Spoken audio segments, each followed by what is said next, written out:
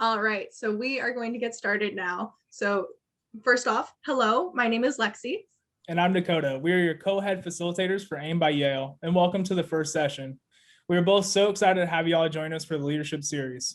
To start us off, I want to go over some housekeeping items. We ask that you keep your microphone muted throughout the session unless otherwise instructed. Please make sure your display name says the name you registered with, and only please display first names and the first letter of your last name. If you are comfortable, add your preferred pronouns beside your name. To adjust your display name, you can go to the 3 dots in the top right corner of your Zoom picture and click rename. We have closed captioning turned on during these sessions. If they are not already on for you and you'd like to turn them off, you can click on the CC on the bottom bar beside the reactions button. We encourage all of you to turn your video camera on if you are comfortable. And now Lexi will go into land acknowledgement. All right, so we would like to recognize that we reside on the stolen land of the Coast Salish peoples. We come from a place of respect and gratitude to know we work, live, and learn on their traditional lands. As a group of people, we are committed to reconciliation and creating a better future for all by building strong relationships with and uplifting the voices of Indigenous folks. Please visit nativeland.ca to learn more about the land you are on. And now we are going to pass it over to our chair of YAIL, Hank, for a few words. Hi, everyone. My name is Hank Adolfi, and I have the privilege of being the chairman of the YAIL committee, and I would like to welcome you to AIM YAIL 2021. With the border between Canada and the US closed, in-person YAIL could not take place, but we've tried to overcome that challenge by bringing the program online. As you go through each session, ask yourself a few questions about what the speakers are saying, about what your fellow YAIL participants are saying, and about what you are saying to others in your breakout rooms. First, what are you hearing and saying? Is what you are hearing and saying the truth? Sorting out the truth these days can be a challenge. Second, is fairness to all a theme that you are seeing and hearing throughout these sessions? Third, are the ideas and thoughts you see in the presentations beneficial to those in YAIL you are with and to those who you might encounter outside the program? Finally, how can you use what you've learned here in YAIL to develop your personal leadership skills and to benefit those around you? YAIL in the past has been described as a life-changing event. We hope you will feel the same during and after our program. Thanks, and welcome to AIM by YAIL 2021. Now back to Dakota. A quick side note, we do have facilitators and committee members on the call with us today, and you can recognize them by the words next to their name. They'll either say fact or committee. They will be leading you through the breakout rooms and upcoming sessions. To go over our agenda, we have a pretty packed schedule tonight. We have our first speaker, Brittany, kicking us off, followed by a 10-minute Q&A. And after that, we have our next speaker, Dr. Todd Bowtie Jenkins. Follow that with a 10-minute Q&A as well. To start us off, our amazing facilitator, Danny, will be introducing our first speaker of the night. Take it away, Danny.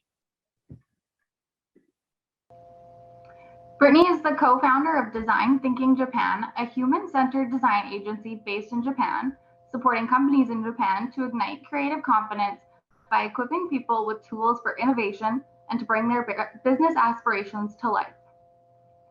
She is the host of the world's only bilingual English-Japanese innovation podcast, Business Karaoke, and innovation meetup, Tokyo Design Thinking and Innovation Network. Equal to her passion for her work is her passion for Rotary.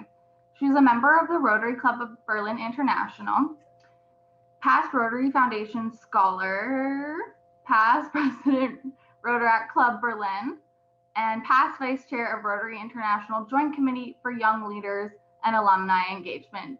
Take it away, Brittany. At the end of the day, that's the only thing that matters. Every single action that you take today, every single moment that you create today is a seed for the future. So you're never going to have these huge moments that like change your life. They don't exist. There are little tiny moments all the time, and you might not know which ones are the really important ones. So Before we begin, for those of you who weren't here when we said it at the beginning, please go ahead, if you can, if you're in a position to and you feel comfortable, go ahead and turn on your camera. Just because I want you to just go, don't even just like look at what I'm talking about. Go ahead and like flip back and forth between the people and just see who's around, see who's here. Because at the end of the day, that's what we're here for. We're here to connect. So what I would love to do, so I'm here to talk to you about empathetic leadership. And so let's begin with the first really difficult word of that 2-word title called empathy. Who's ever heard of empathy before? Can you go ahead, raise your physical or your digital hand? Who's heard of empathy with an E? Who hasn't heard of empathy, but you've heard of sympathy with an S? Who's heard of that before? So we have a few people. So what I want to talk to you a little bit about is the difference between empathy and sympathy. So empathy with an E is, I want to tell you a situation. So imagine that something really terrible happened at school. Something really terrible happened at school. Maybe you failed a test. No, let's flip it. Let's say something really bad happened to your friend. Maybe your friend failed a test. Maybe your friend did something that they really not proud of. Who knows, right?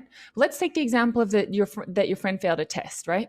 And they came to you, and you actually did pretty okay on that test. You actually, did pretty okay. And your friend comes to you almost like you see their face, and they're just like hurting inside.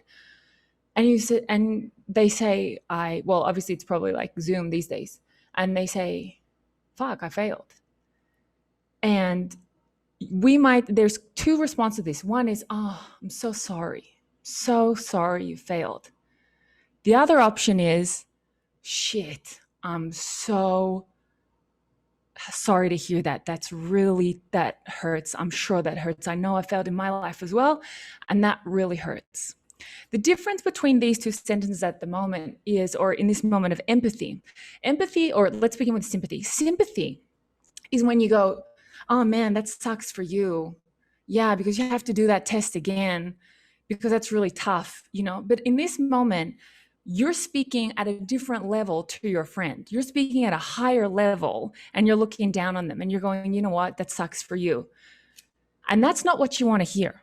That's not what people want to hear. If you really want to not only connect with people in a meaningful way, you've got to connect with them in a way that they feel respected, and in a way that they feel like you're their equal. It's the same way, like if your parents speak to you in a way that, they kind of look down on you, or they're really taking that like parent role or something. And you're like, "Hang on a second. I'm more than able to like have a conversation with you." So the more that they kind of speak eye to eye to you, the more that, you open. And this is very much the case, not only in friendships, but also in business. So if we take the other example where your friend says to you, "Failed, and I'm devastated." And you say, "Man, I've failed before.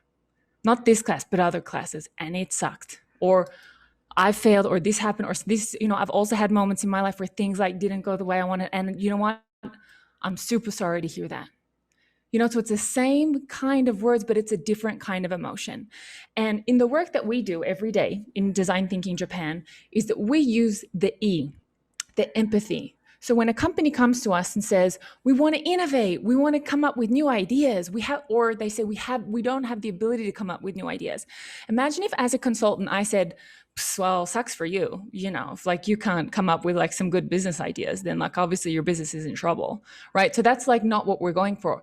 What we go with is with empathetic leadership, because leadership is communication. That's all it is. It's communication. And there are there's often, and I want to bring up something before we kind of jump into things, which is people often think that communication means like big communication. You know what I mean? Like I'm extroverted, I'm loud, like I'm on a stage kind of communication. But if anything, I'm based in Asia. I spend the majority of my time working with Japanese organizations that are 200 years old plus, and have incredibly strong hierarchical structures. And as it is sometimes in Asian cultures and other cultures in the world, for example, like Arabic cultures, there's a very strong hierarchy, and there's also a very strong role expectation. So I've also seen how leadership doesn't always have to be this kind of like big Hollywood leader, that actually leadership can look very different. It can look quiet. It can look thoughtful. So leadership doesn't always have to be that big personality. What's important is just who you are.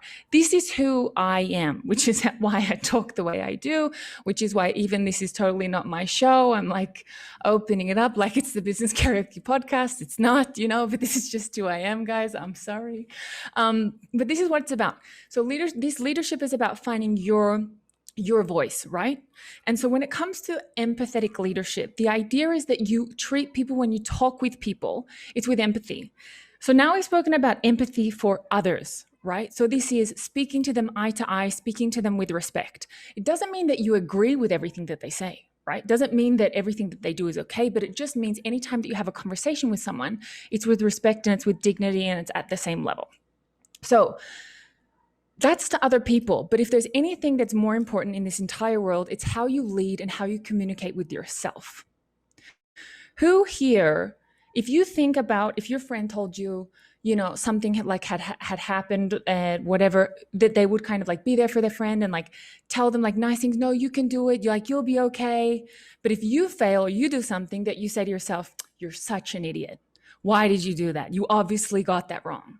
So what I want to do is I want this kind of empathetic communication, because communication is leadership, because all leadership is getting people from A to B. And that person is often yourself. That communication, that empathetic communication, speaking with heart, speaking with dignity, speaking to respect, is not only valid for other people, it's most valid for yourself. You deserve respect from yourself. You deserve to be heard. You deserve to be spoken to like you're an equal. And you deserve to be spoken to not as a mistake or as the mistake that you made, but as somebody willing to learn. And if there's anything that, that I always kind of find so inspiring, it's when people take time out of their life, take time out of their day-to-day and do something they don't have to do. Like, you guys don't have to be here. I'm sure that, there's like 1,000 better memes to look at right now than like listening to me. But you guys are here not only for me, but you're here for yourself. And I think that's a really great thing, to show up, not for other people, not to listen to other people's whatever, talks, but to be here for yourself. So I want you to, first of all, be really proud that you showed up for yourself today. Because this YAIL journey that you're entering on, this whole leadership thing, means nothing if you can't lead yourself.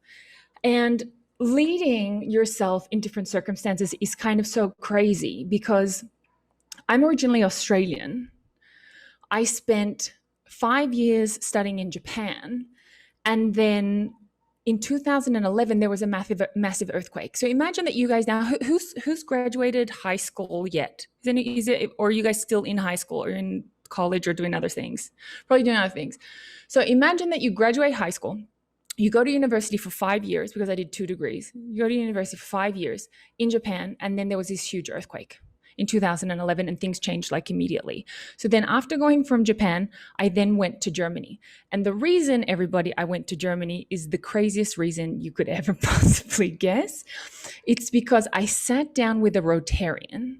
And so like, there are some Rotarians on this call.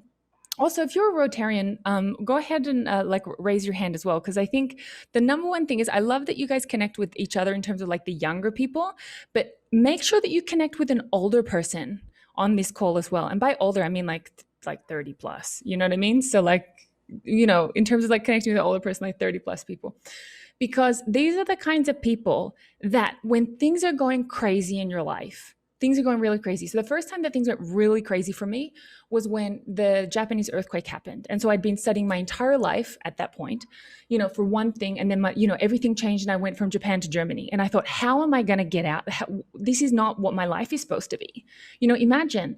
And I was sitting down with a Rotarian, and he said, you know what, Brittany, you're Australian, you've spent a lot of time studying Asia, you speak Japanese, that's a really great thing.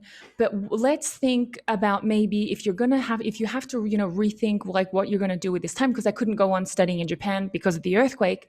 Why don't you go and do something different? Why don't you learn a different skill? And why don't you, go to, for example, to Europe and learn maybe another language? And a Rotarian said to me, why don't you go to Germany? And I, at that point in my life, I think I was 22. Was I younger? Maybe like 21. I had no clue what I wanted to do with my life, but I trusted this person so much. You know what I said? Yeah, okay. And I went. That is the kind of effect that a Rotarian that you trust can have on your life, because they're looking out for you. Look for someone a little older than you outside of your immediate family circle. And the reason I say immediate family is because your family doesn't want you to get hurt. They don't want you to make mistakes. So they won't suggest you things that other people won't. You know what I mean? So make sure that you have someone like trusted in your external, like outside of your immediate family, that you can talk to about these things. And any Rotarian on this call, I'm telling you, including me, because I'm also a Rotarian, will say yes. So make sure, absolutely count me down as your person if you need a person. And then I went to Germany. And that time was another moment of leadership for me, because I went from this moment of Japan where everything was planned, everything was perfect. I'd studied Japanese. I have a business degree in East Asian economics. I have a business degree in Japan. And then boom, guys, I find myself in Germany. Oh my God, what the hell am I supposed to do in Germany? The other thing is, it's really fun. When I was in Japan, I spoke Japanese, but I don't look Japanese. And this is not a politically or impolitically correct statement. I don't look Japanese. And so people never assumed that I spoke Japanese. When I went to Germany, however, everybody looked at me and thought, oh, she's German, and spoke to me in German. And then because at that time I didn't speak German, they thought, no, maybe she's just not so bright, because I was still learning German, right? And in these moments, I was like, this is not where I'm supposed to be. This is not my life. I had been studying for the last 5 years to be in Japan. This is not where I'm supposed to be. And I kind of went into this absolute, kind of like had my blinders closed. Has anyone had like that moment where something changed and you just can't see anything else? You just only can focus on like the thing that's not working. So that was me. And I can tell you that if you're looking for leadership in terms of like wanting to move from point A to point B, getting in that mindset is like anti-leadership, right? Because leadership is communication, and that kind of communication that I had with myself was not getting me anywhere, right? So I had to say, okay, maybe I'm not in Japan. Maybe I'm not living kind of like that dream that I had for myself. Maybe my life is going to change now. But what can I do in Germany that has something in common with Japan? Well, I can learn a new language. I can try new foods. I can meet new friends. And so the minute that you start changing the communication with yourself internally, being empathetic with yourself, using empathy, not saying, everything that you ever studied for is a waste of time, which was my original dialogue with myself, too. Well, maybe I had to, reframe or rethink, my life, but that doesn't necessarily mean that period of my life is over. What can I take from my Japan chapter and what can I apply here in Germany? And as I started to better the communication with myself, using more empathy, I was able to then lead myself better. I was able to then move forward. So then, after going from Germany, and I was in Germany for about 6 years, I studied there. That's where I became a Rotaractor. That's where I became a Rotarian. I have wonderful memories from Germany, but I always knew in my heart of hearts, Germany's not my place to be. There's something inside me, guys, and I can't tell you why. It's the weirdest thing, but something tells me that I have to spend my life in Japan. Has anyone ever had like this thing that you're like, I don't know what it is, but I just have to play baseball, or I just have to be in Japan, or I just have to whatever. I just have this thing. It's unexplainable, but that's what it says. Go to Japan. So I thought, oh, perfect. Originally, when I went to Germany in 2012, I thought, oh, perfect. This is going to happen. I'll go to Germany. I'll study for a couple of years, and then boom. So in Germany, I went to Germany. And the most important thing that I learned in Germany was that when we're thinking about communication and being leadership, and this is maybe important not just for those of you that are like bilingual or trilingual or plus, but anyone that has like an extra skill. So maybe you're really good at math and you're really good at photography, or maybe you're really good at computers and you're really good at music, whatever it is. The most important thing that I can tell you is that these crazy things that happen to you in your life, don't view them as separate things. Like, has anyone here been like on a student exchange or something like that? Has anyone studied like in a different place? So another thing is people often think, oh, okay, how does my, exchange like relate to like my business? Or how does my exchange like relate to my university career? The way that you need to think about these, what I like to call these like and moments in your life, like maybe you're Canadian or American and Mexican or and Chinese, or maybe you speak English and French, or you studied here and there. The way that I want you to think about these is I want you to think about them as assets in a cupboard, literally. So in every single time that you have something different about you, I want you to consider that as an asset. It's not like a weird thing that doesn't have something to play in your life. It's an asset that you have that you can draw on whenever you need to. And this is so rather than me showing up in Germany as, oh, German Brittany, or showing up in Japan as like Japanese Brittany, no, I'm always me and you're always you. But just know that you have this cupboard of assets behind you that you can use.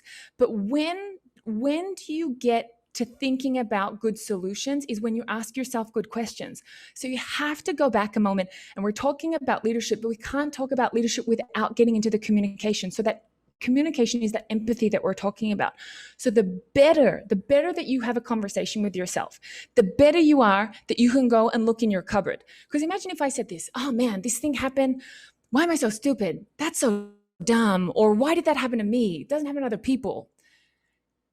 Am I thinking about this like asset closet that I have access to, this asset deposit? No, I'm just thinking about, oh, this really bad thing happened. But imagine if the same thing happened and I said, what asset do I have currently in my cupboard that I can pull out that can help me with this situation, right?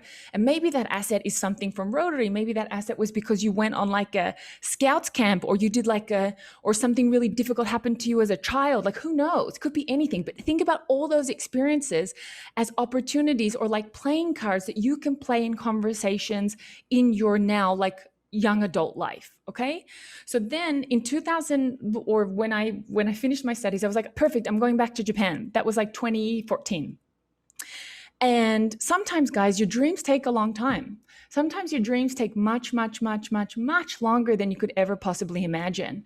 And so I thought, okay, I can go back to Japan in 2015. But it wasn't until 2017 that the opportunity actually arose, which meant from 2015 to 2017, I had to stay somehow intrinsically motivated on my subject, right?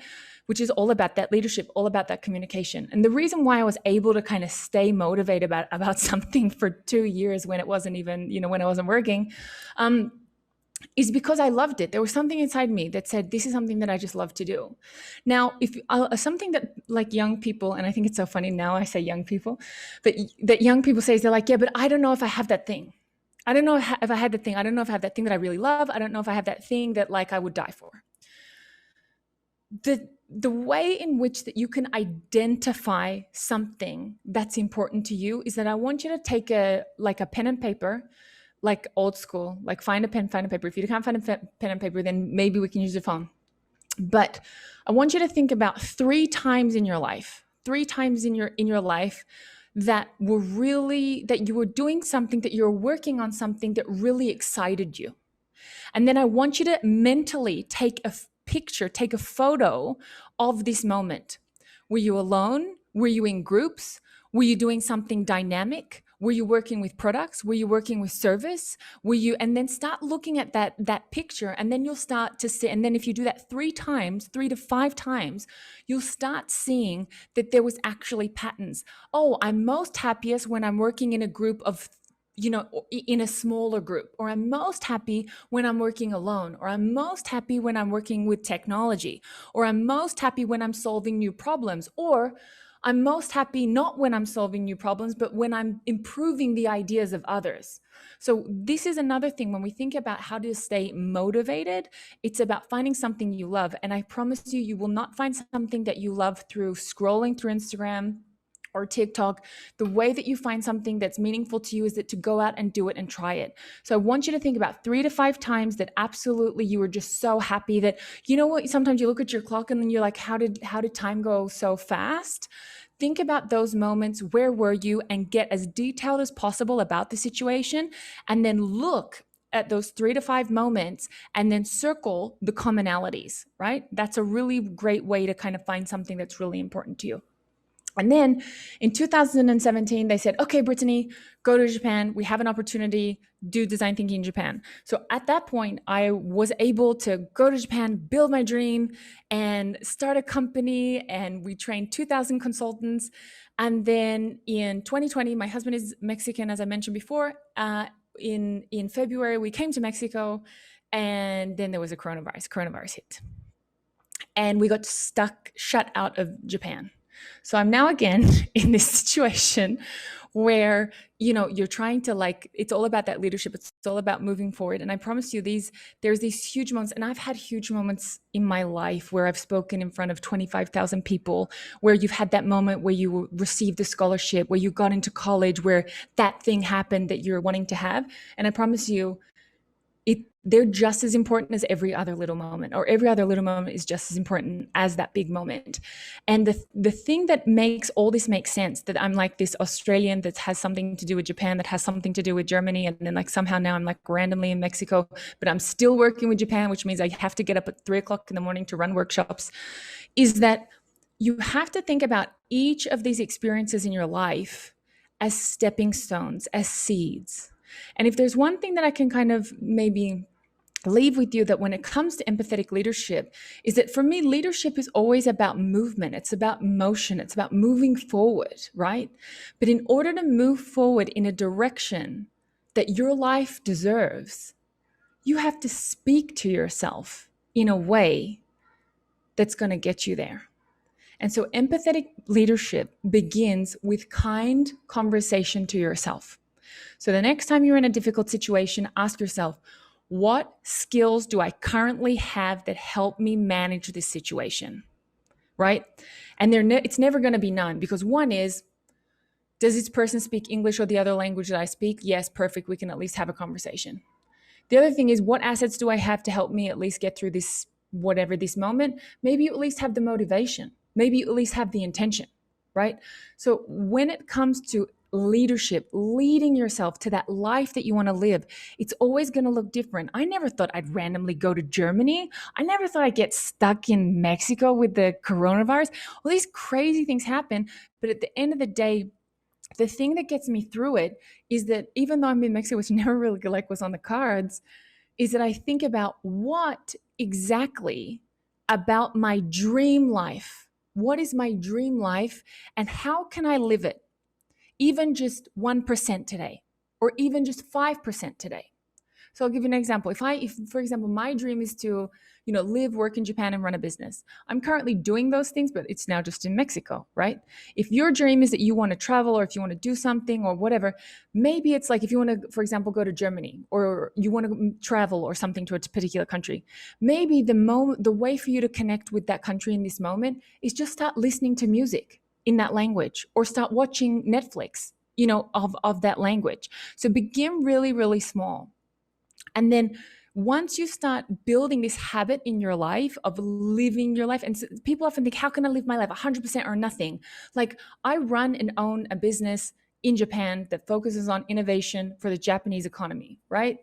That's almost 100% of my dream. Just sucks that I have to get up at 3 o'clock in the morning now because I'm on Central Time, right? But guess what? That's life. Deal with it. What are you going to do? You either give up your dream, or you just get up at 3 a.m. Just get up at 3 a.m. That's my choice though, right?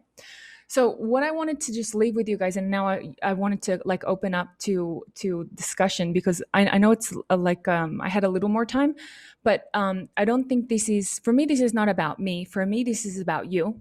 So I want to hear some questions, even some thoughts, some comments, some feedback. I can talk to you anything about how to confidently communicate with people in another language. I can talk to you about, what it's like to live abroad, live away from your family. I can talk to you honestly about anything.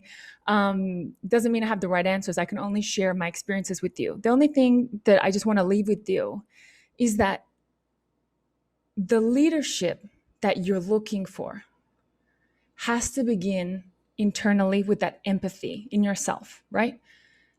Speak to yourself kindly, speak to yourself proactively.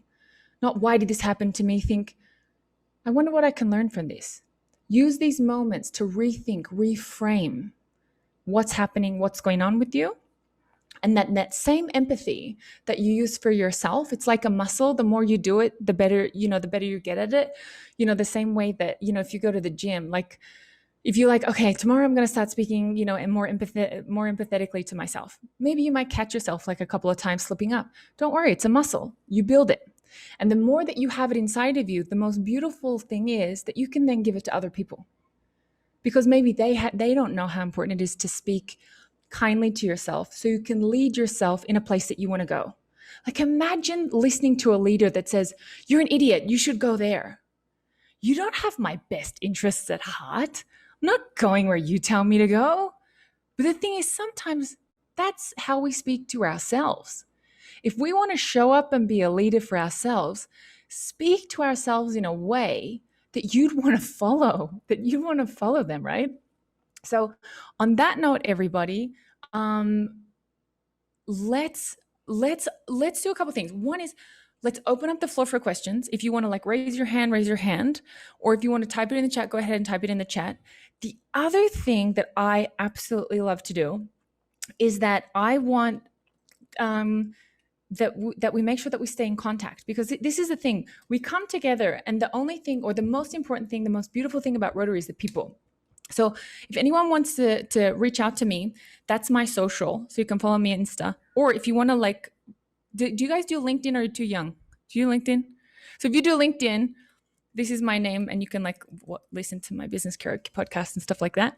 What I also want you to do is make sure that you go ahead and add each other. Go ahead and share your own. Go ahead and share your own details, because at the end of the day, that's what we're here for. We're here for the people.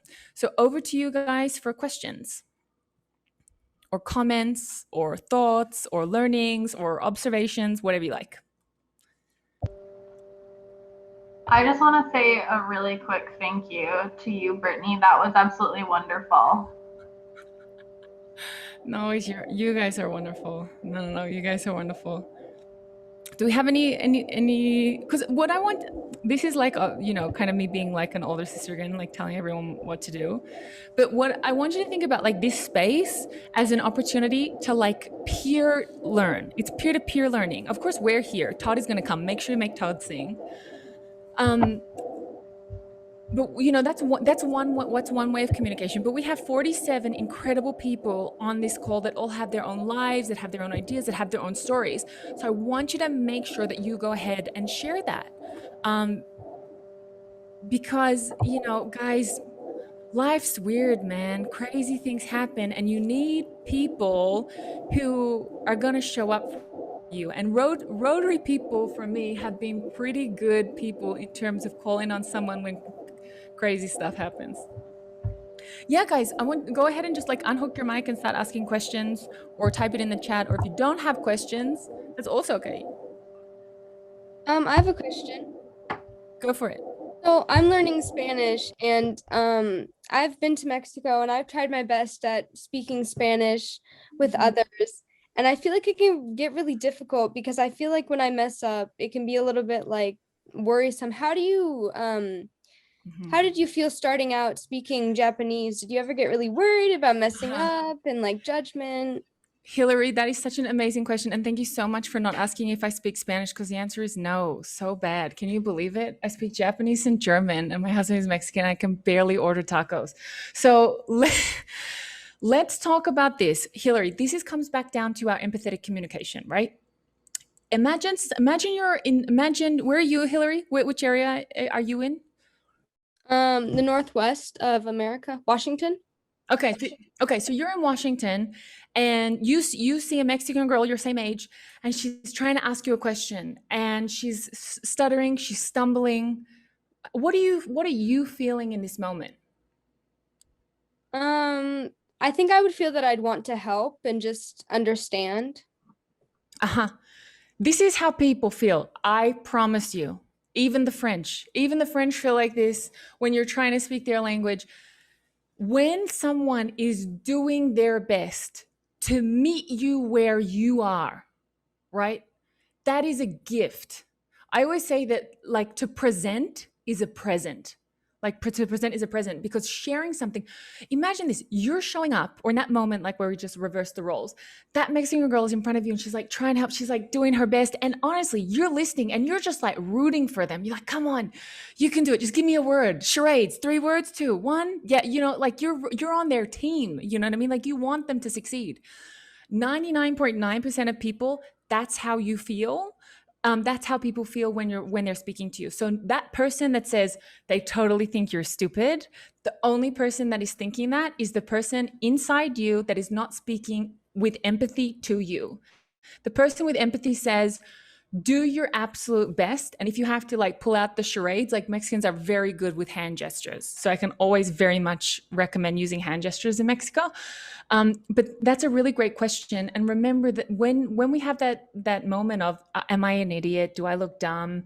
You know, and especially with me, like I don't know what was worse, being Japanese and looking like this, or being German and looking like this, because they're like, Japanese are like, obviously you don't speak Japanese. The Germans were like, you're an idiot. You don't speak German, and or you just dumb, you know? So they were like super contrasting cultures, but they were both really weird to be in.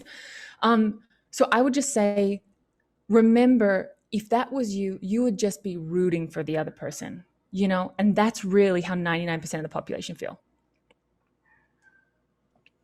And the other 1%, like, get away from them as fast as possible.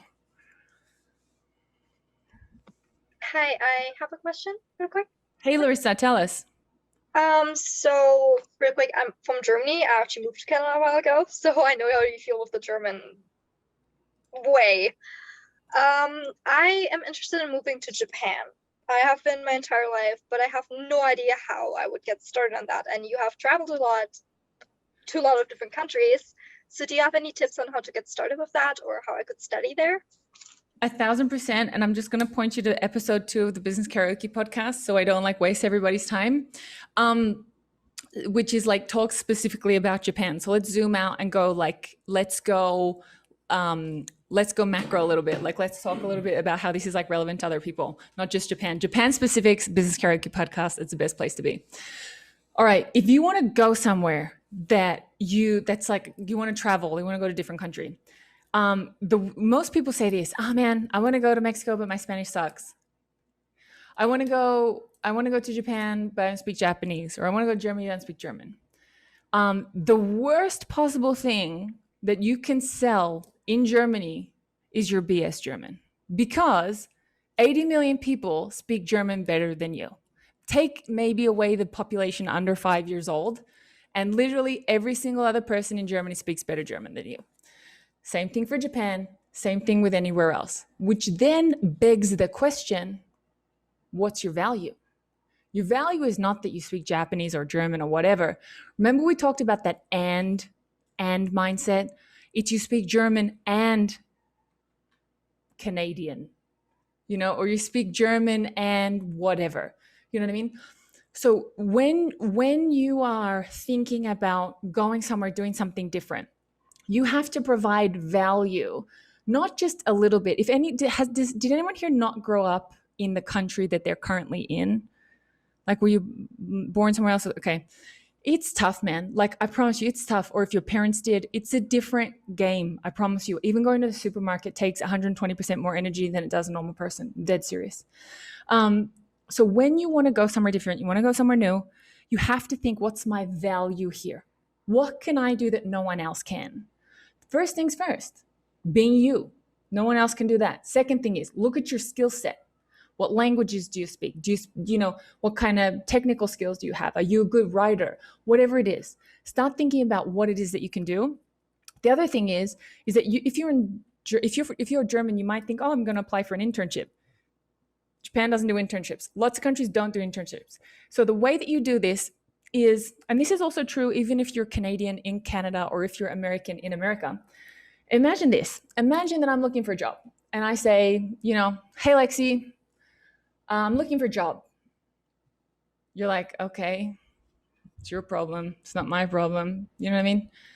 But imagine if I said, hey, Lexi, I speak these languages and I've seen that your company does these and these things. And I think that I would be a really great fit for your company and I might be able to, you know, provide you some value. It's the same thing. You're still asking for a job, but it sounds different. You know what I mean? You're coming from it in a different way. So the way in which I always put together my asks is I go you, me, us. So I begin with you. So I begin with, hey, Lexi, I saw that, you run this Canadian or like whatever company that has things to do in Asia. I've seen that you currently don't have a presence in Japan. I actually speak Japanese and I'd really like to help you support your market, expansion. How different is that to, hey, Lexi, I'm looking for a job? Or do you have jobs available? Totally different, right?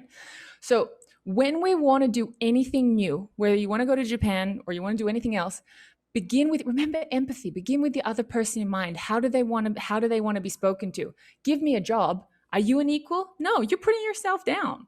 Come with a value proposition, and your value proposition, guys, is your ability to add all of the ands together in your life.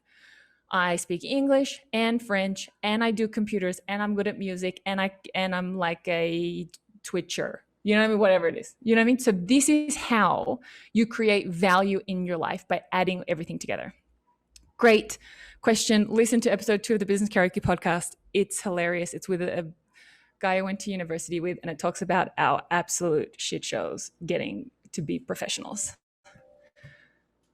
Any other questions, guys, before Todd gets here? Or is Todd already here?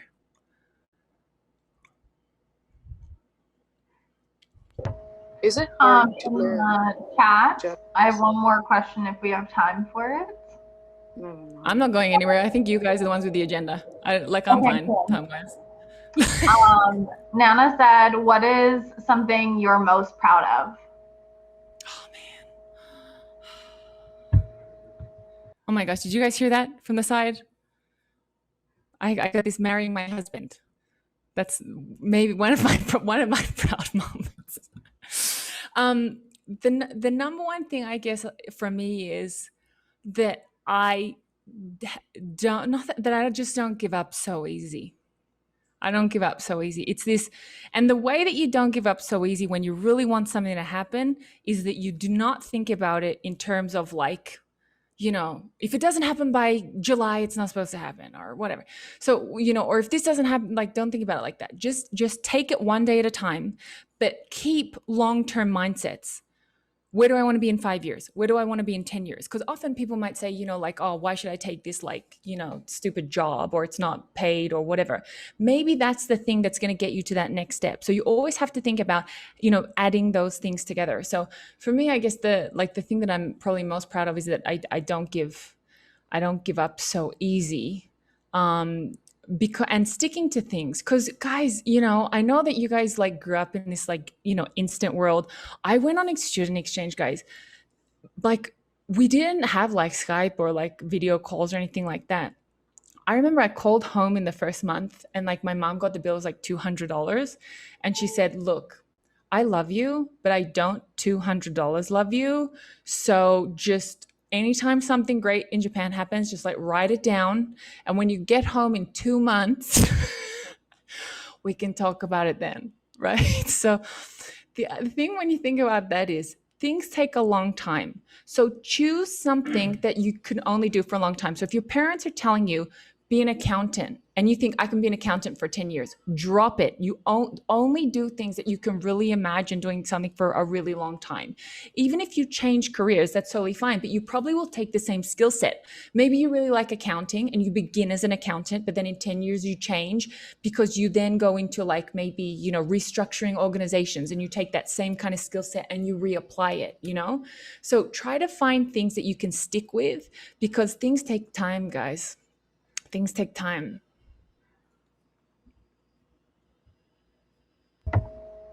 Okay, and I had one more question from, I'm so sorry, Ermac and Elisa, and they were wondering if it's hard to learn Japanese. Guys. I've tried, actually. It's learning. really hard. So learning anything you don't want to learn, like you want to die. You're just like dying. Like anytime, whatever it is, you're just like, I don't want to do this. I was obsessed. I was like that I remember being like 13 years old and telling my parents, remember I told you, if you can't live your dream like 100%, try to live it like as little as you can. I remember like my parents agreed to take me to a Japanese restaurant like twice a year. And I was like, done. That's like as close as I can get to Japan from Australia right now. It's like in the like when we say middle of nowhere, guys, like Australia is middle of nowhere and then some. And then I was from like the most southern area. Like imagine, like in terms of like being a global person, like I couldn't have been further physically, emotionally, mentally, or socially, anything from like being a global person in that time. But I knew I just wanted to be connected to Japan. And at that time, the best that I could get was my Japanese classes like once a week and going to a Japanese restaurant like once a year. So for me, going to like learning Japanese, of course, it was difficult, but I just loved every second. I just loved it. German, on the other hand, I wanted to kill myself. It was so not my thing because it also for me like triggered, oh, this is not where I'm supposed to be. I'm supposed to be in Japan. So literally the first year I was in Germany, I barely learned a single word of German. And then when I like changed my mindset to, even though this isn't where you thought you were going, repurpose the skills that you have, then I enjoyed learning German. So I've been in a situation where I have enjoyed learning a language and super not enjoyed learning a language. And when you love the idea of what this language provides you, and this is the other thing, when people like just see the words like on the page, like that's for me never kind of like got me excited. Eat the food, like watch the TV series. Like if you want to like if you want to like Japanese tip on how to learn Japanese, watch a series on watch a series on Netflix. It's called Terrace House. It is essentially like a kind of a Big Brother type house where these like young, like 3 girls and 3 guys live in a house. You can imagine 3 girls, 3 guys in a house. And then you get to see like all like their dating stories, and you get to see like and even if you don't speak Japanese, read the English and you can read how they speak. So when a Japanese person, the guys, is so crazy. When a Japanese person asks you out, this is what they say. Like, hey, Lexi, are you free on Tuesday 2 weeks from now? I have something I want to talk to you about. Lexi, what would you say? 2 weeks from now, I have something I want to talk to you about. What would you say? I have to check my schedule. I have no idea. But like, wouldn't you be interested? You'd be like, what do you want to talk about? That would be me. I'd be like, what do you want to talk about? That would be me. Lexi was a bad example. You know what I mean? Like, I'd be like, what do you want to talk about? Like, I'd be dying to know. And do you know what they say in Japan? Hi, yes, I'm free. And then 2 weeks on Tuesday, they meet. And then the guy says to the girl in this particular situation, I think you look really healthy and you're really easy to talk to. Being really easy to talk to in like Japanese is like, I like you. It's like the same thing. So I think you're really easy to talk to. Will you be my girlfriend? And then they say either yes immediately, or they say, please allow me to think about it for a week. And the other guy says, yes, I'll allow you to think about it. And then they call you back and say, yes, that's fine. So what you can learn from this is literally also very much relevant to business. Do you know how often this happens also in business, guys? This is constantly happening. Oh, we have to think about this proposal. Can I please call you back in a week? Yes, no problem. Whereas like in, kind of North America kind of emotions, where like, if they don't give you a no, like get out of there, don't leave without a yes. You know what I mean? Like this kind of thing. No, give people time. Like it's different. So you can learn so much about cultures and language and people from, like reality TV almost. Yeah, great questions. The other thing, guys, that I'm not seeing in the chat you guys connecting with each other. Add your Instagram, add your LinkedIn, whatever it is. I of course want to be connected with all of you. So I've added my Insta and my LinkedIn, but I don't want you guys to leave without connecting with each other, because you need peers. And unfortunately, I don't know when it happened, but I kind of have recently hit the time where Rotarians stop asking me to talk about youth in Rotary. That's where I'm at. Thank you again, Brittany, so much. It was super wonderful to have you. And I'm just going to toss it over to April, who's going to introduce our next speaker. Thank you, Danny. So our next speaker is Dr. Todd Jenkins, who is a proud husband, author, servant leader, and conversationalist who believes in his philosophy, Bowtie it all together, serve and simply be a gift into the world. Proud to introduce to you the incredible Dr. Todd Bowtie Jenkins. Hello, hello, hello, hello, hello, hello. Brittany, it's good to see you, my friend. And it's so good Do you know to see what? everyone I else. only It's good to agree. see everyone Listen, else. I only agreed to be on this webinar because you would be here and because you're not returning my calls, Todd. So we had to come to a webinar. No, guys, Todd just had a baby. He and his wife just had a baby. So everyone, give Todd a big round of applause. He just had a baby. He's been Oh he's been a my. dad. He's been a great job. Todd, over to you. Love you. Miss you. Love you too. All right. Hey, it's so good to see everyone. And thank you so much, April, for your introduction and for the team for having me here. I'm excited to have this conversation tonight with you all. We're going to be talking about painting your own inclusive canvas. And I know you all have already understood by the phenomenal Brittany what leadership is and how we're continuing to do that and how you can empower yourself. And so I definitely want to continue on that conversation. And thank you for that introduction. I share a little bit more about myself.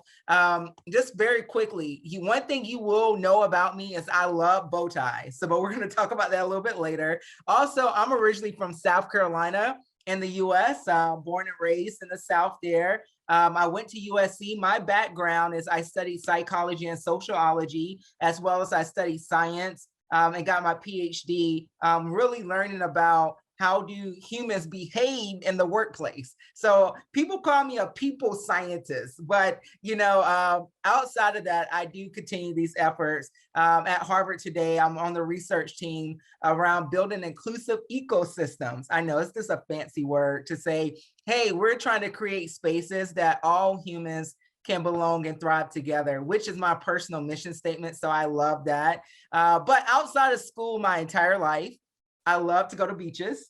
This is the only time I don't wear my bow ties is on the beach. Okay. And of course I miss the beach, due to the pandemic, but I do have a tendency to turn my heat up and cut on the little jacuzzi and try to have a little intentional beverage here and there for my beach still, but it's still not the real thing. I'm still trying to figure out how to get sand in my house. But outside the beach, I do love to travel. Matter of fact, before the pandemic, one of my last destinations was actually with Brittany and her fiance or her husband in Mexico. We were having a great time at a conference. And so I do love to travel and experience different cultures. And I've been very fortunate to do that all around the world.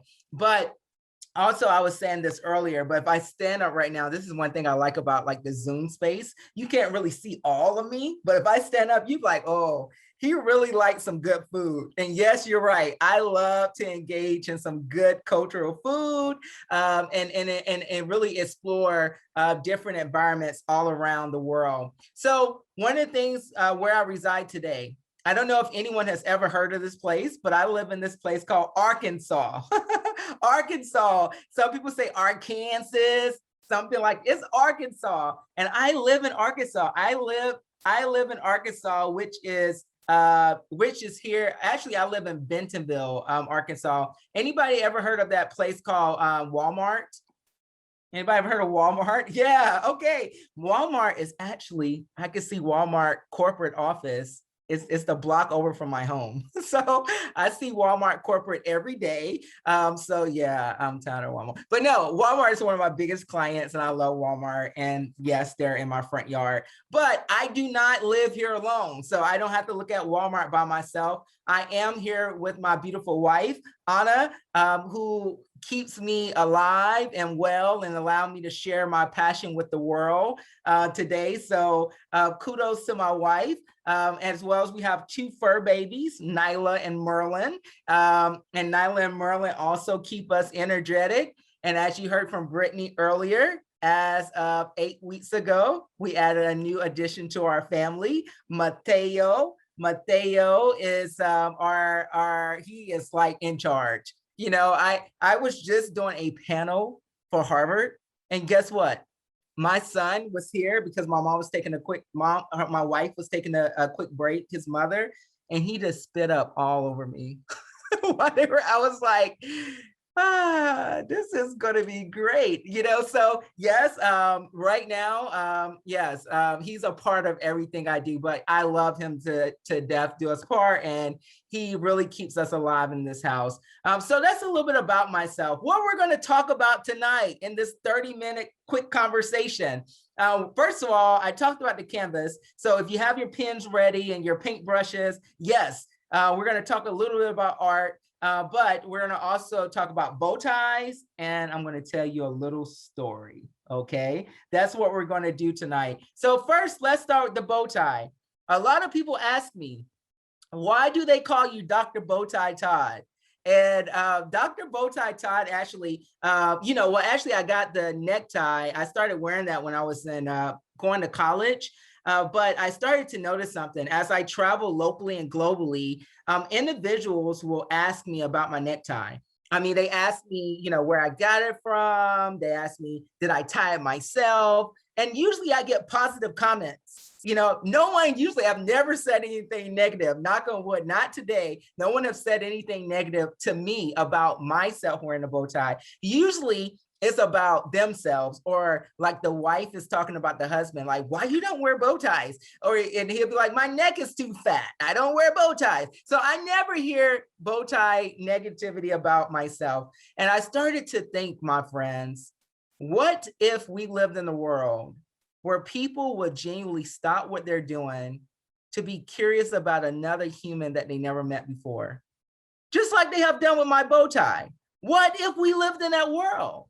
And one of the things I see as a practitioner and as a researcher is that one of the difficult things to do in schools and colleges and also in the workplaces is how to have conversations with individuals that are different than you. I know most people on this call are like, that's not hard for me. I would tell you something happens when you are coming from like college and high school to going to this like real like big boy, big girl job, whatever you want to call it.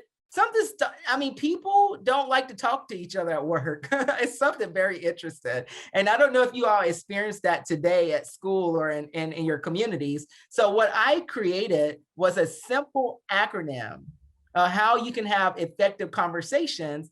And I'm going to say these are the expectations for our conversation tonight. I'm going to share with you. So the first letter of bow tie is the letter B. So in anything you do, you need to be mentally present. Okay. I know that we're all physically in our own spaces and virtually connected today, but I'm asking that you be mentally present. Okay. That's rule number one. Let's go to number two, which is starting with the letter O. In conversations and presentations, I ask that you have an open mind and an open heart. An open mind and open heart. Why? Because it may be things that I share that you may like or dislike. And I'm not asking that you agree with everything I say. I'm just asking that you come into the conversation with an open mind and an open heart. And the next letter of bow tie is the letter, paying attention? Okay, W, I see your faces. W, I love W because W stands for willingness. And this stands for willing to share your own story and own your own truth. Because everyone on this call has a unique story and it's up to you to share it. So it's going to be different times where, you can ask questions or we talk about it at the end. I want you to engage. I want to hear your story. I want to hear your perspective because no one can tell your story like you can. So that is a part of the conversation. I don't know if we have any bow tie wearers on the call today, but usually the most challenging part of the bow tie that people tell me, I don't find a big challenge, but some people say this is the challenge, is this little knot in the middle. People say, how do you make that knot work? Like, because I tie all my ties myself. And they say, how do you make that work? I'm like, it's simple. Just tie it together. And my friends, I see this is the most challenging parts of conversations. This is the most challenging part of these presentations on Zoom, which is the TIE. How do you tie it together? Because we're listening, we're talking to each other, but literally, what are you going to do with the message that you hear today and what you're going to do beyond the scope of the conversation? And guess what, my friends? That's up to you to see how you're going to determine to tie it together. And I think if we do, and we be mentally present, open and willing, and most importantly, tied together, I think we can lead the conversation better than we came in. Does that make sense? If that makes sense to you, and if you agree to the bow tie rules, in the chat, can you write the word bow tie? Oh, I got my first bow tie for Nana. Oh, James. Oh, man, they're coming in. Okay. I was getting ready to say, let's see. If I don't see bow ties, I don't know if I can be a part of this conversation today. All right. Now we can get started because I see bow ties and I'm feeling great. Yes, it's like almost 10 o'clock here and I'm still feeling great. So let's have a bow tie conversation. As I said earlier, I'm going to be talking about building an inclusive canvas, and inclusivity talks about diversity and equity. And I think before I go into how you can build your canvas, I think we got to talk about what these words mean, because we talk about these words a lot, diversity and inclusion. I mean, how many of you all hear people talk about that every day now? I mean, it's like, it is a part of, like, if you don't talk about it, you're like on the outside of the group. So the interesting thing is, what people don't take the moment to do is ask each other, what does these words mean to us? What do you think of diversity? So I want to share with you what these words mean to me. Let's start with the first word, diversity. Well, first, my team make sure y'all bow tie this together. And I think you guys already did this. So we're past the bow tie. But I want to also talk to you about why the diversity is important to me, and also what it does with my team. So I think you guys probably, I don't know if y'all saw my bio, but I also have a consulting firm. I'm an entrepreneur, so I do a lot of different stuff. I'm a professor, I'm an entrepreneur. I work in one of the largest companies in the world. But my passion for this space is creating inclusive ecosystems. And so bow tie development, that is exactly what we do. And we have a team that work locally and globally. So if you're ever looking for an internship, hit me up. We could probably work something out. But I would tell you, we are extremely passionate about the diversity work that we do. And I want to tell you what those words mean. So let's start with the word diversity. When we think of the word diversity, this is what it means to me. Diversity is twofold. Diversity is visible and invisible differences that make someone complete. Okay, so visually, you see me right now, you see a good looking brown guy over here with a bow tie on. That is my visible difference, okay? But, oh, and I got a little rosy cheeks over here. It's kind of, sorry. And when you think about invisible, okay, that's my visible difference. But invisible, guess what? I'm one of 13 kids. I can try to speak a little Spanish on a good day and follow Portuguese. I'm afraid of heights, but I love to travel in planes. I want people to understand, when you think of the word diversity, it's not only what you see on the outside. That is important, but it's also as equally as important the things you cannot see, like your mindset, your ideas, your beliefs, your sexual orientation, your abilities, etc. Make sense?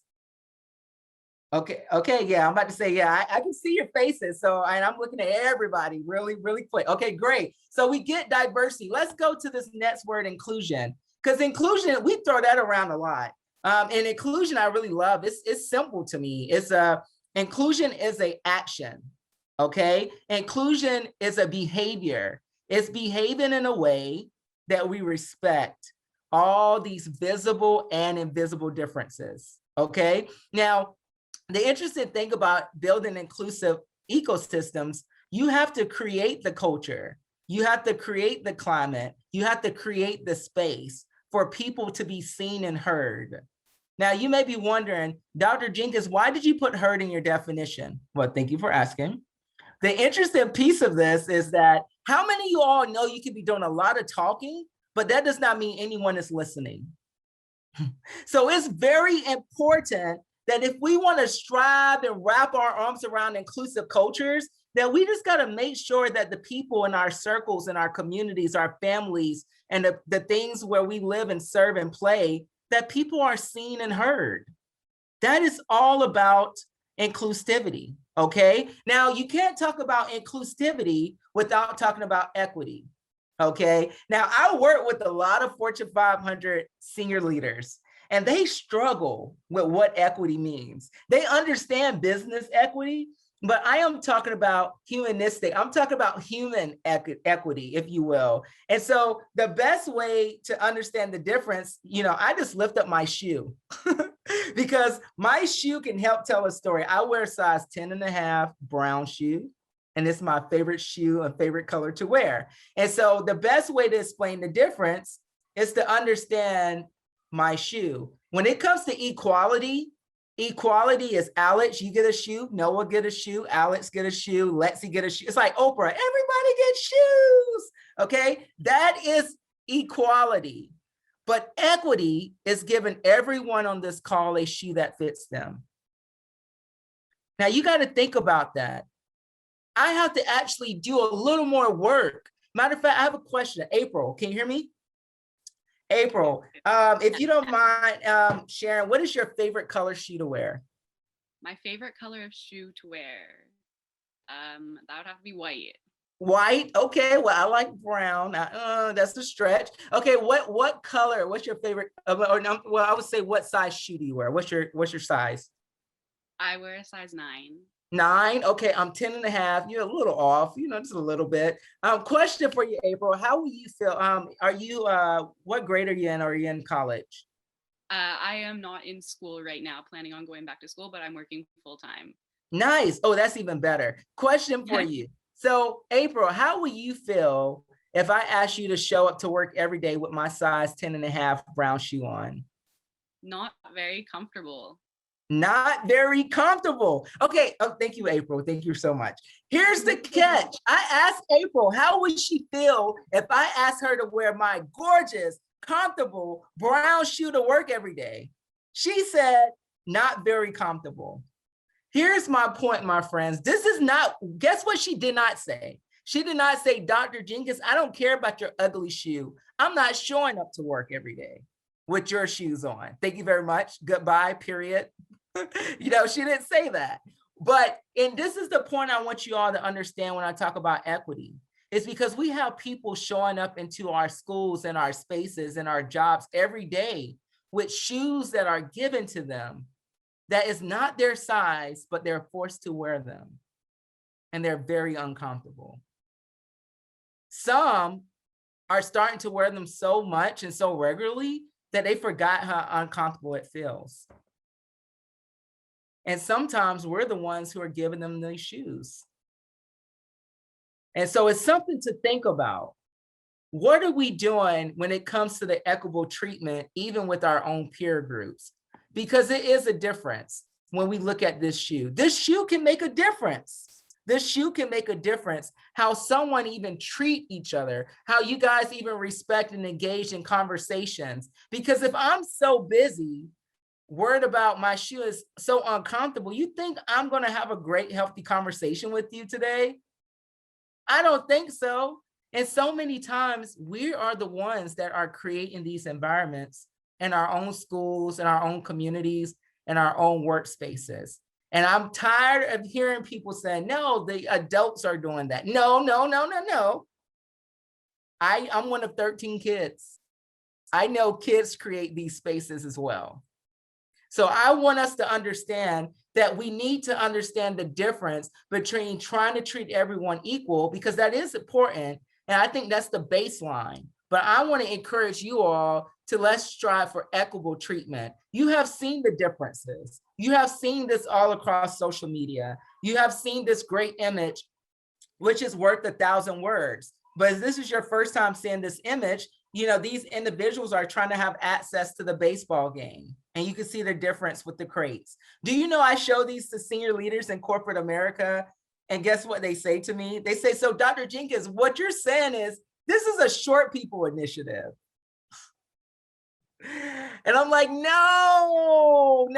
This is not a short people initiative. So guess what? My colleagues and I, we had to go and redesign this. Because what we're talking about equitable treatment, my friends, we're not talking about the question of height, but we're looking at the structural barriers to opportunity. That's what we're talking about tonight in this conversation. And I want you to think about, what is your reality in this space today? Because you're not too young, you're not too old. You are a human that's in the society that we're looking to transform to leave it better than we found it. That's why you're at this entire summit. But I want you to understand, what is your reality in your own home? What is the reality in your community? What is the reality in your schools and the places we live and play and work every day? Why is this important? Why are we talking about this in a summit of leadership? You know why? Because it shows us in the workplace. It shows us, April, when you go to places and you be your best self and you feel comfortable, guess what? You're going to give your best self to that workplace. And you know what? We have these things called discretionary effort. This is the things that you do when no one's looking. Like if you work hourly and you have to clock out by 5, you know, if you really like your job, you don't mind staying like 5:10, 5:15. But if you hate your job, you're clocking out at 4:59 and cannot wait to get off the clock. That is a difference of feeling like you belong and you feel like this is your mission and your passion to be there. And this is why a lot of our workforce are becoming freelancers and creating their own business, because you want to create the work streams and you want to have the commitment to be your best self. So we see this in research. We also see that it doesn't just stop there with you being your whole self. When you can actually see people in leadership that looks like you, we see scientifically that that makes a difference. It makes a difference of you being able to see what you can be and all you can be. So I have to remind leaders, it's not about let me go attract and get all the diverse talent. How are you having diverse leaders in your organization and in your culture today? And stop giving me the excuse that it's not diversity out there, because that's a lie. It's a lot of diversity everywhere. They just don't want to come work for you or with you. So we got to really think about this, even in our generation, why this is important. And it shares with us that it's not only good for attracting talent to the workplace, but it is a part of the entire ecosystem. This is what I practice and preach every day. And this is why I love inclusion, because inclusion catch everything. It catch all our quality of lives. It allows for us to be our best self. It allows for us to live in harmony. It allows for us to have our mission and passion and be the best leaders we can. And I want to tell you today, this is so important, because as a leader, this needs to be a part of how we think, say, and do business, period. I'm sorry. I've been saying period a lot because my sister, my youngest sister, she always be like, period, period. Sorry, but period, okay? This is why this matters. And this is the case because it shows us in research, my friends, that if we bring diversity, equity, and inclusion in our thought leadership, it makes everything bigger and better and stronger together. This is a case where everyone is included and everybody wins, including white men, straight men. Everybody wins in inclusion. I love it. I love it. Old people win in inclusion. I love it. You know, everybody wins. And that's why we have to continue to have this a part of our leadership DNA, because we are the trailblazers on this call. You are the difference makers on this call. You are the ones who can create these spaces when no one is watching. That's why I'm telling you this message today. You don't have to wait until you're a CEO of a Fortune 500 company to make a difference. Guess what? You just took a breath. You have an opportunity to make a difference. So that's why I'm telling you that today. So as we go forward, I want to definitely tell you this quick little story of a little boy I got to know very well. And I love to tell his story to a lot of individuals. So I'm going to share with you very quickly. This little boy, he was raised in what they call the hood. I know we got some people from Washington and some people from Canada as well, maybe on the call. I don't know. Do y'all maybe call it, put in the chat. What do y'all call the hoods? Is it the ghettos, the projects? I don't know what they call it these days, but we call it the ghetto. Okay, that's what this was. Yeah, put in the chat. What do y'all know this? Okay, Tent City. Okay, The hoods. Okay. So I'm right on part. But this was the hood. This was the slum. And if I was in Brazil, this was the favelas area. And so this was destined and what they would call as what you kind of really see a lot of in these areas. It was a lot of crime. There was a lot of violence and gangs. And you would hear this boy tell this story about how many times that it was shooting in his hood, and that he and his family knew that they had to drop to the ground because they never knew where the bullets was going to land, right? So you'll hear him talk about these things. He talked about how he witnessed prostitution growing up in the back of his backyard, which was called the cut. And it was like very, very interesting hearing his dynamics. And this is actually the hood in the US that they actually study the kids' third grade test scores to see how many prison beds to build. So they look at their third graders' test score, and if they are continuing to decline, that helped them predict and project how many prison beds to build. And that's what they've been doing for this national survey. So this is them meeting with the youth and trying to do intervention strategies. Well, this boy also talked about this camp. He talked about this camp that he used to go to, that it was like a old Boy Scout camp. This is where he learned to canoe. This is where he learned how to swim. And he was able to meet with a lot of different individuals that he also met at school or in his school district. He also talked about school. And, he was raised in a very much of a Black and white community, unfortunately, the racial dynamic.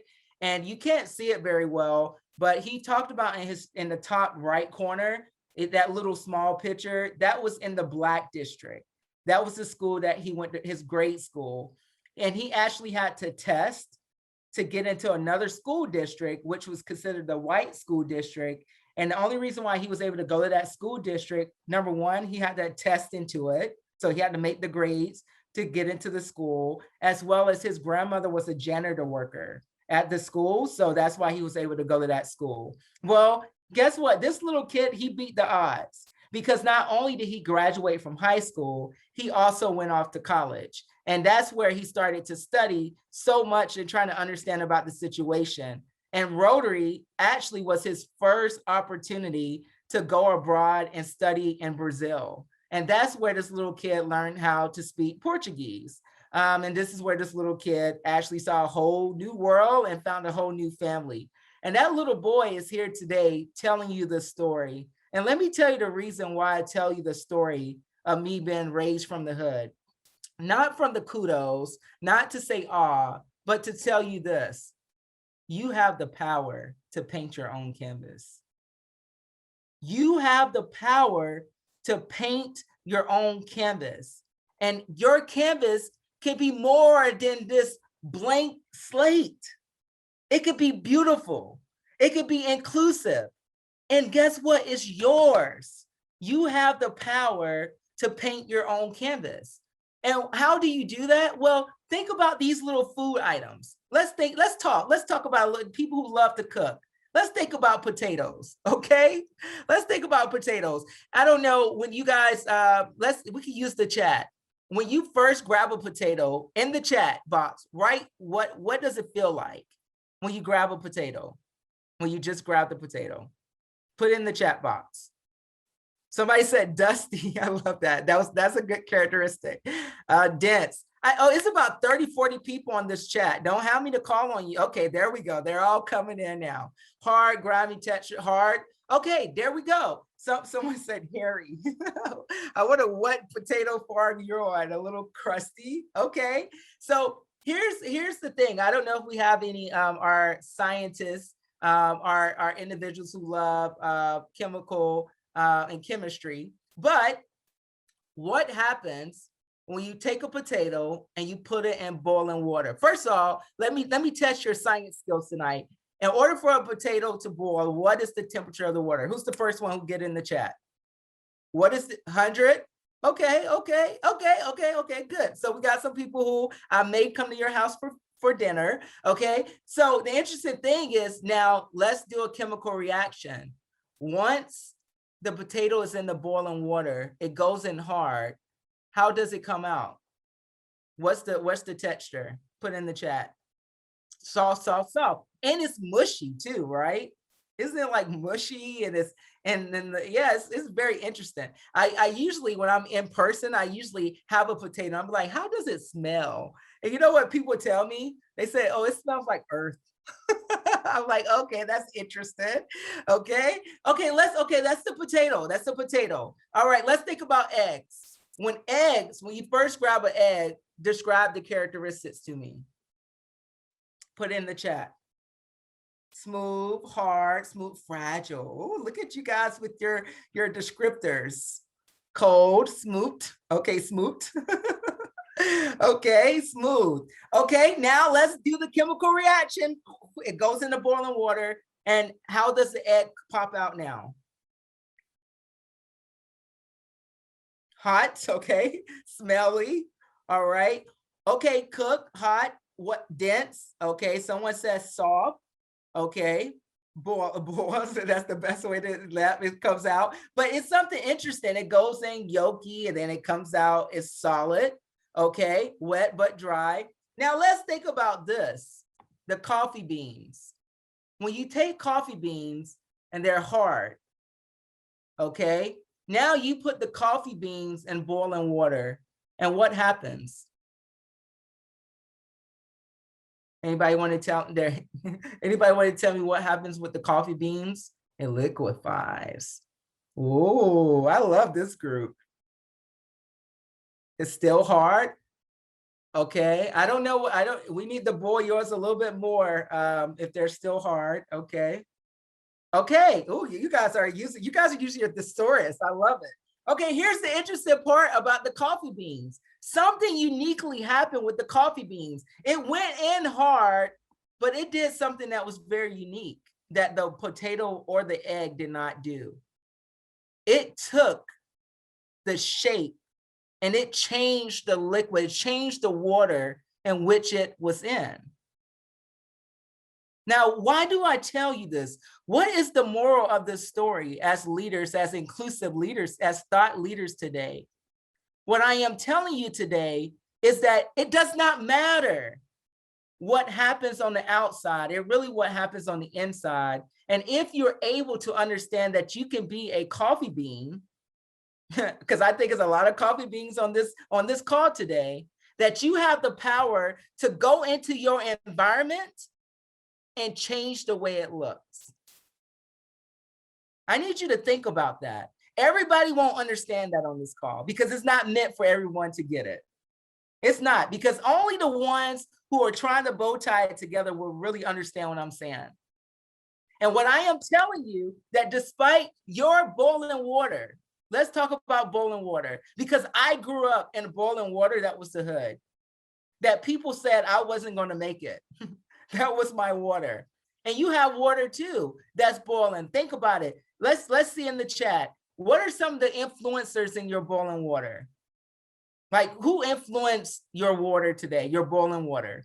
Like, just throw it in the chat. Parents, yes. My mom, family, yeah, tell me. I want to know more. Friends, who else? What else influenced your boiling water? Who or what else? Teachers, grandparents, family, school, travel, peers, peer pressure. I'm social. Oh, I was waiting on the social media. Oh man, that thing is powerful. Social media is powerful. Money, failing, yes, failures. Economics, yeah, that is very, very true. And so as you all can see, is that we all have factors in our boiling water today. But what I am telling you, and I want to encourage you to understand, is that you have the power to leave and change the water in which you touch every day. And I want you to understand how you can do that. Because if you could be a coffee bean, and imagine if we all bonded together, what incredible difference we can make in our environments, in our communities. That's why you all are coming to this session. And I want you to understand, because this was hard for me to understand until I got to where I'm at today, or the last recent years, is that most times people don't want to talk about the mushy stuff, because that's what someone has said to me before, of like, that's a little mushy, you know, being a coffee bean, Todd, you know, and I want to be successful. So the first question somebody asked me is that, what did it take for you to be a CEO? Someone also asked me, when did you make your first $1 million? And someone asked me, how did you build your multi-million-dollar portfolio? And I'm starting to ask, like, well, why is that your first question? You know why? It's because people are measuring the success based on the job title and the salary. But I'm here to tell you all today that that is not the best measurement for success, my friends. It's not a target or a destination, it's really the journey. And I love to say that it's really not a balance within this wheel, but your harmony. And do you know your mission? Do you know your life mission? My mission is to wake up every day to create spaces for all humans to belong and thrive together, one Bowtie conversation at a time. That is my mission. So it allows for me to give my best yes and my best no's. Why do I tell you this? Because as a leader, that boiling water, you will be tested. When you start doing great things, when you start, you know, marching and doing the morally right things, oh, people will test you. A lot of leaders don't like to talk about that, but you're gonna have some haters. You can have some people even talking about you when you don't even know how you even got into their circle. Like, why are they talking about you? You're gonna have that. So I want you to understand that this is why it's important for you to know who you are and whose you are. And when you talk about whose you are, it talks about your mission and your passion so you can be your best self. Make sense? Okay, perfect. Oh, I love this group. So I'm going to leave you with these thoughts because I want to get to Q&A as well. It's that I told you all earlier, I believe everyone on this call has a unique story and perspective. And so if you're given the platform and I give you the mic today and then we spotlight you on camera, what does yours say? What do you want it to say? What are you doing to be that beacon of hope in your own family? So many times we talk about the community, but let's start in our homes first. We don't like to talk about that. Sometimes we have to be the light in our own home. We have to be the light in our own family. You know those cousins that we don't like to go and talk to all the time? Sometimes we got to be the light to them because that is also pressure to us. Sometimes we're the first ones to do it. And it's okay to do that. Just don't be the last. So I ask, life is a story. What does yours say? And I want you to think about that. And I do believe that if we continue to build this, getting to know each other from a diverse lens and be inclusive as the leaders every day, that's essential to our work, we won't just survive in this pandemic, we will thrive in it. And this new normal, like, it's a new normal.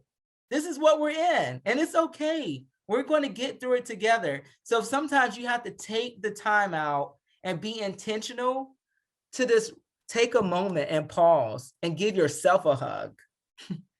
Sometimes you have to wrap your arms in compassion and grace because you're not going to always get it right, my friends. It's okay to fail. It's okay not to always be liked and loved. It's okay that you're not going to have 2 million followers on your social media. It's okay that you got to work a little bit harder than other people.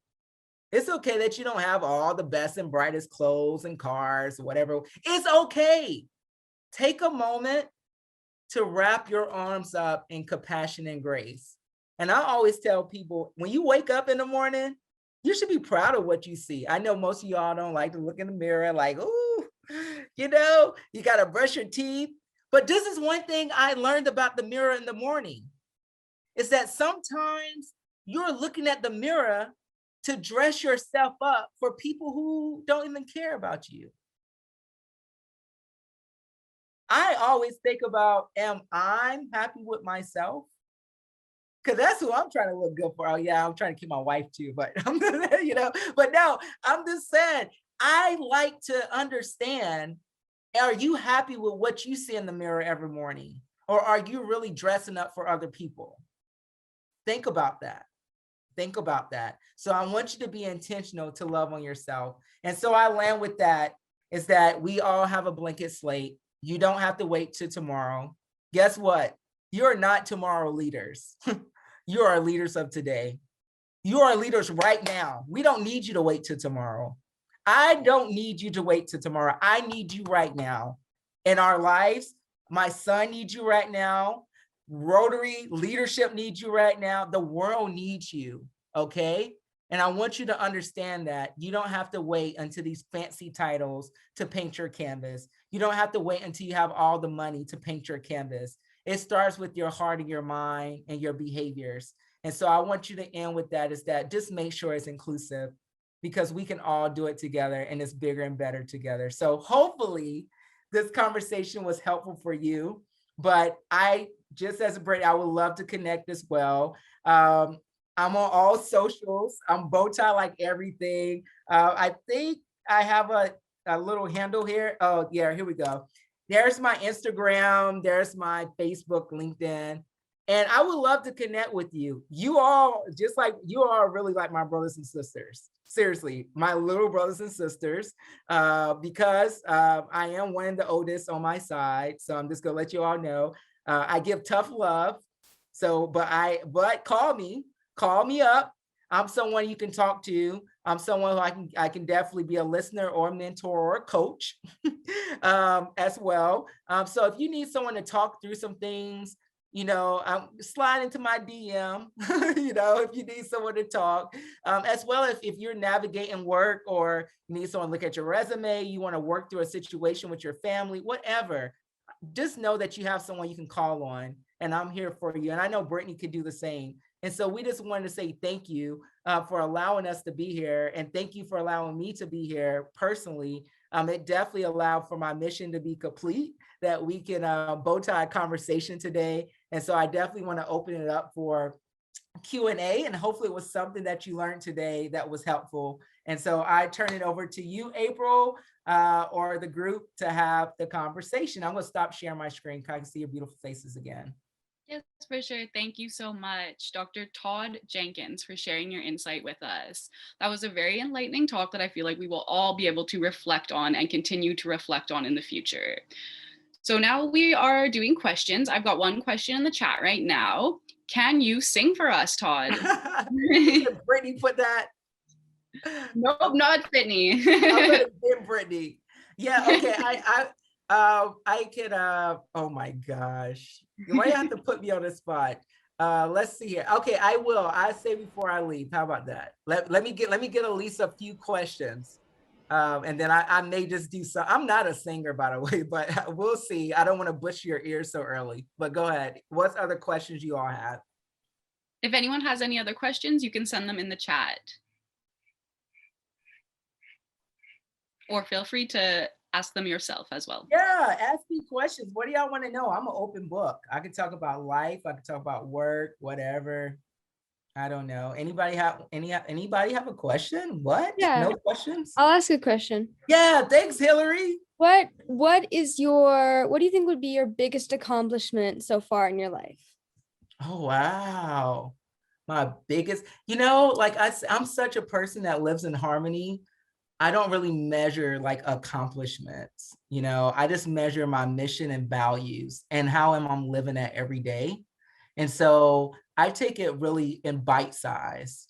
When I wake up, do I wake up with energy to continue to thrive? When I go to sleep, do I feel like if I don't wake up tomorrow, did I maximize my day? And that's kind of how I measure accomplishments, if you will, in that regards. But if you want to say something I'm really, really proud of, I think I'm very fortunate to be blessed with a son. I think I don't consider that's accomplishment, but I think I have an opportunity to continue to cultivate and facilitate life that's in my own home. And I think that is a tremendous opportunity that I have. Thanks, Hillary. You're so brave. I appreciate you. No one else have questions? I am so shocked at this. This is shocking to me. I'll jump in and ask a question if no one else. Thank you. Thank you. I'm like, thank you. What is one piece of advice someone has told you that you've never forgotten? Oh, wow. One piece of advice. I've heard so many advice. I think one of the things that comes directly to my mind is that you're more than what you can see. And you're worth every ounce of it. And I think that's something that always resonates with me. I also like to tell you all that just because you can't see it, that doesn't mean you can't be it. That's very powerful to know. And I know this is someone may take this as a little unfortunate, but I'm going to be brutally honest. The world owes you nothing, but you owe the world everything. All of what you can give while you have this time on earth. And so I want to encourage you all to live your best self, because when you give the world your best self, you don't live with regrets. And I'm telling you, know this for a fact, when we all transition, wherever that may be, they're not going to remember your titles and your cars and your house. You're not going to have a U-Haul that's following you. But it's the way you left people. How did you really make people feel? People will remember that. And that's why I want to encourage you all as my piece of advice. And so please stop. I know we procrastinate a lot. I was guilty of it as well. I'm going to start doing this tomorrow. I'm going to write the book tomorrow. I'm going to start working out. I'm going to join this club. I'm telling you all, we have seen with COVID, tomorrow is not promised. So start to live your best self today, right now. Thank you for that question. All right, so we're getting pretty close to the end here. There's 2 more questions in the chat that I'll read out, and then we will head over to conclude with Lexi and Dakota. So the first one we have here is, what do you see as the most effective motivation for reluctant workers towards success? Yeah, I think you got to reverse, I would say reverse psychology, but you have to reverse the messaging. Most people, you're going to actually have people who don't want to be motivated. I mean, that's the truth, based on whatever that climate and situation is. But I would see what I've seen work is that you have to reverse and understand their story. So many times we try to dangle carrots for motivation that motivate us, but no one else cares about it. Reverse it and understand the audience, understand the peers, understand their story, because it's something in there that helps them wake up every day. You just got to spend the time, effort, and energy with the equitable approach to get there. Thanks, for April. sure. Yeah. Thank you for that. And the last one we've got here, did you always have this positive energy? If not, what did you do to become more positive and bright? Awesome. Oh, that is funny. For me, I just honestly, I talked to my mom about this. She said I've always was someone who was, very engaged and talkative. And, I honestly think it was my faith. When I started developing my spirituality, that's really what gave me the outlook. I really became happy with what I'm doing. And honestly, my positivity really brightens up because I know my mission. And I feel like I know why I'm existing right now today and why I'm growing. And every day is a learning journey. So I'm maturing as well. I don't know it all, but every day, at least I know that I'm striving for a purpose, living a purposeful life. And that's exciting for me. I don't know. You can say mean things to me at work, and people, I hear a lot of stuff in my jobs, like what I do with humans. I hear everything. But at the end of the day, I yet remain steadfast because I know who I am. And so honestly, I don't know. I guess if I don't wake up tomorrow, I'm not trying to be a Debbie Downer, but at least I went down smiling. A smile a day takes the pain away. All right, I know that was all the questions, so I land with this. You are so beautiful to me. You are so beautiful to me.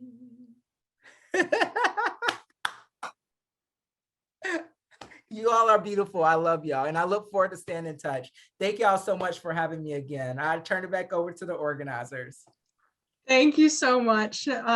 We just want to say a huge thank you to both Brittany and Dr. Jenkins. That was fantastic. We hope that you are feeling as inspired as we are, and that you can take all of these amazing leadership tips and insight that you've learned tonight and apply it to your own life. So again, we just want to say a huge thank you, and thank you for sticking it out with us. I know we're a little over time. Before we sign off tonight, we do have a quick survey that we would really appreciate if you guys fill out. Just tell us how we did, tell us what you thought, and then and the link is also in the chat too. So if you want to log off and do it after we get off too, that's awesome as well. And then we hope to see you next week, Thursday, April 22nd. We will be talking about mindset at 7 p.m. same time. And make sure you attend all of our sessions, because if you attend Interact Rotaract Night, you have chances to win prizes for attending all of the sessions. So hopefully we'll see you at our next 4 sessions. And thank you guys so much for joining us. We'll stick around for a couple minutes if anyone has any additional questions, but if you guys have to hop off or anything, feel free. And we hope to see you next week. Thank you so much, guys. Thank you. I'm also happy to stay if anyone has any questions. Todd, you need to go and get some sleep. You're a new parent. Yes, thank you so much. Yes, it is 10:45 and Mateo is I think I hear him in the nursery. So I'm gonna go ahead and go. Exactly. Love you all. Buenas noches. Thank you so much. I'm also happy to stay for a question or two. Also, next week, guys, I think Jordan is joining you, right? Jordan Harrison. Yes. Jordan Harrison will be joining us next week. Jordan, and this is so funny. Todd and Jordan are like 2 of my really good friends, and they're like back to back. If Jordan doesn't do it, if he doesn't do it on the call, ask him to recite a poem for you. Like you give him an object and he'll like make a poem of the object. It's like the craziest thing you've ever seen. That's fantastic. All right. Does anyone have any questions? Well, let's open up the floor. I'm gonna like facilitate for a second. No one asked me to, but I'm gonna do it anyway. Why don't you share a moment? It doesn't have to be like a whole thing. Like just share a moment for you that made this 1 hour or so. I've totally lost track of time. Like I don't even, what is time anymore? You know what I mean? I think it's more than, I don't know. That for you that made it worth it. Like a moment that you're like, wow, that meant something to me. It could have been anything.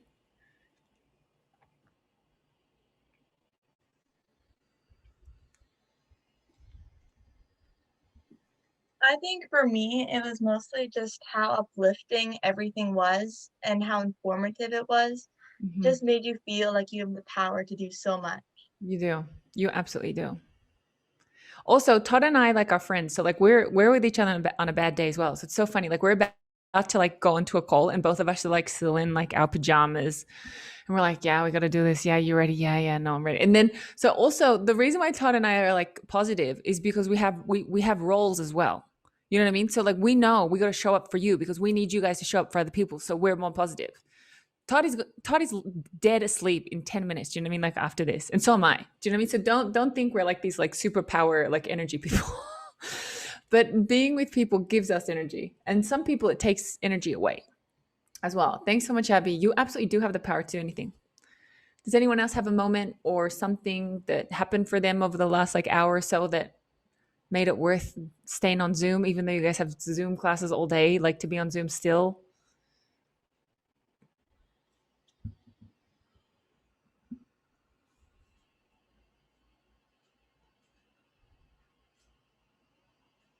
Feel free to also add it in the chat. Also, guys, remember, I facilitate in Japan, which means I'm super okay with silence. I can sit here, no worries. Like if you guys don't want to talk, that's totally fine. Like I work in Asia. Think about that. I'm not scared.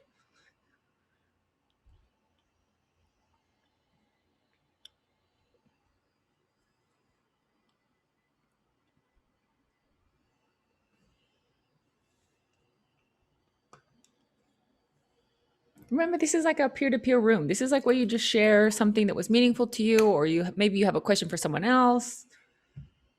You know, up to you.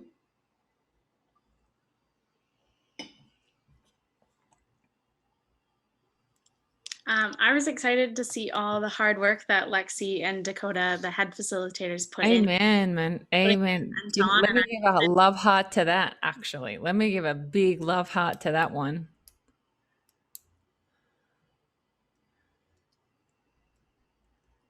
Yeah, lots of hearts there for you guys. Lots of hearts. Thanks for sharing, Jamie.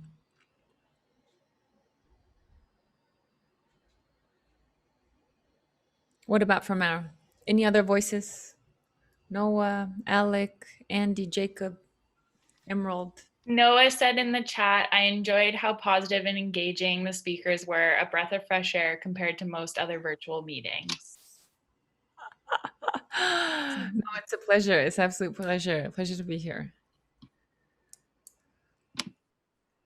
I quite enjoyed Dr. Bowtie Todd's analogy in terms of equity and just the shoes and just that realization that, yeah, a lot of people and we in the systems and people and places just give people shoes and it's potentially not their size shoes and you just go to work in those shoes. And after a while, another point is you forget that it's not comfortable and that's not the way that it should be. It's not the way that you need to be going to work or needing to be living your life. So that was a point for me. Yeah, absolutely agree.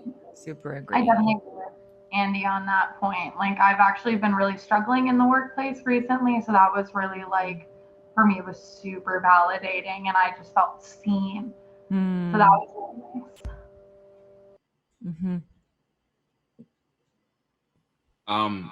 I really like writing down 3 things that make us most happy.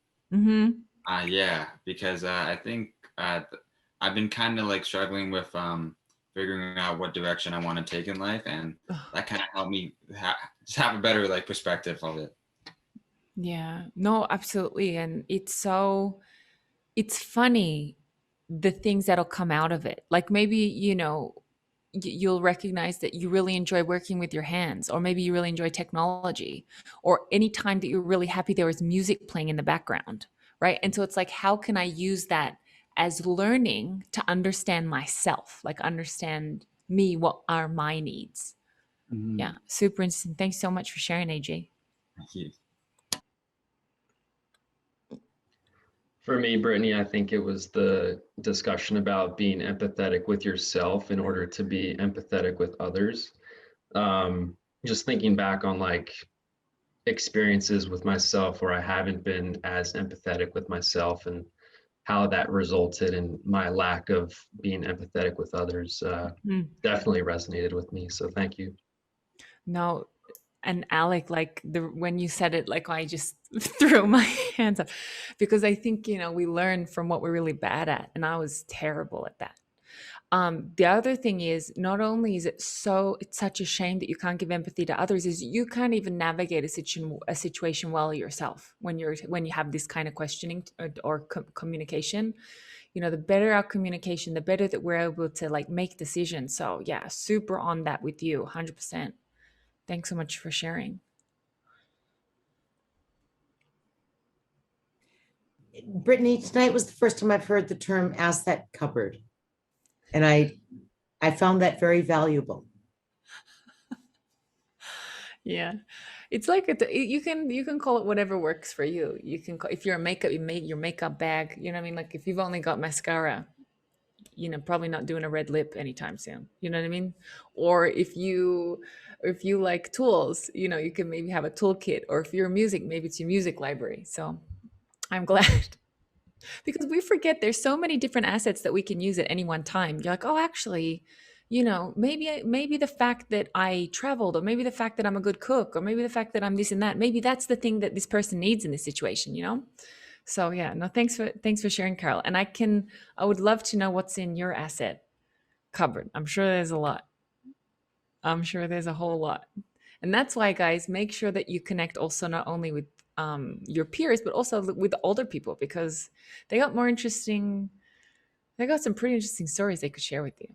Like, especially when you say, oh my gosh, my life's over. Like, I remember when I told a Rotarian at like 21 years old, like, oh my gosh, I have to like change countries, my life's over. And they're like, just laughed. Not in a bad way, but they're like, oh, life's so much more than that. You know, sometimes you need people to remind you life's so much more than the thing that you're going through than, you know, than right now. And if people are your same age, they can't tell you that because they think the same thing. Jasnor in the chat says, I really enjoyed how you and Dr. Bowtie talked about failure and how things don't go as planned sometimes, which was kind of new to me because at school and at home, it's always been pushed to that bad grades or failure are bad, but in reality, they're learning experiences. Love that. Mm-hmm. Mm-hmm. Yeah. It's learning, you know, it's really about a commitment to learning. And to be honest, like if you think about like, if you frame failure as like the end, like for me, failure is like such a static situation. It's like it's failed, like, and then that's it. You're not a static being, like you're an organic being. You, with every breath, it's a new moment. So if you're still living that failure with another breath, that's actually a decision. Like imagine with a new breath, that failure can transform into a learning in a second. It costs no money. You need no support. You don't need anyone to say it's okay. You just take a breath and say, okay, I'm going to transition from failure to learning right now. You know, and give yourself some time. You might need a couple of days. I know I've had some moments where I like super need my own like indulgent time to like, you know, be in my own feelings. But then there is a time where you're like, actually, I need to make this work for me. And take a breath.